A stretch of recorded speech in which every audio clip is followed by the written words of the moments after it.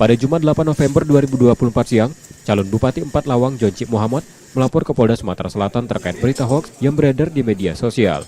Berita tersebut mengabarkan bahwa Joncik telah meninggal dunia. Dalam laporannya, Joncik menyebutkan akun Facebook Lintang 4 Lawang sebagai yang pertama kali menyebarkan informasi palsu itu. Di halaman Facebook tersebut, disebutkan Joncik meninggal pada 5 November 2024 pukul 16.40 waktu Indonesia Barat di Rumah Sakit Caritas Palembang akibat gagal jantung dan jenazahnya tengah dalam perjalanan menuju rumah duka. Joncik mengetahui kabar hoax ini pertama kali dari kerabatnya dan setelah berkonsultasi dengan pihak kepolisian, ia pun resmi melapor.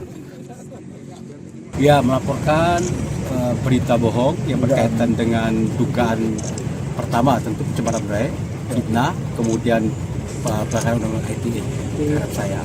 Karena saya yang masih segar bugar, sehat, diberitakan melalui akun Facebook Lintang Pahlawan Group bahwa saya sudah meninggal dunia diakibatkan gagal jantung. Nah, alhamdulillah berita itu bohong, hoax yang luar biasa. Sebab itu untuk proses pembelajaran, saya melaporkan kepada Polda. Jangan sampai kayak ini terus berulang, dan tentu dalam suasana pilkada yang sedang dihadapi sangat merugikan saya secara pribadi, keluarga, dan masyarakat Palawang yang mendukung saya, yang memberitakan.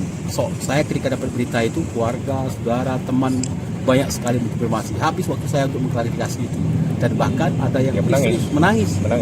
Saya. Laporan ini terkait dugaan pelanggaran Undang-Undang ITE dan akan ditangani Direktorat Kriminal Khusus Polda Sumsel. Reski Oktora, Muklas Diferensial, Kompas TV, Palembang, Sumatera Selatan.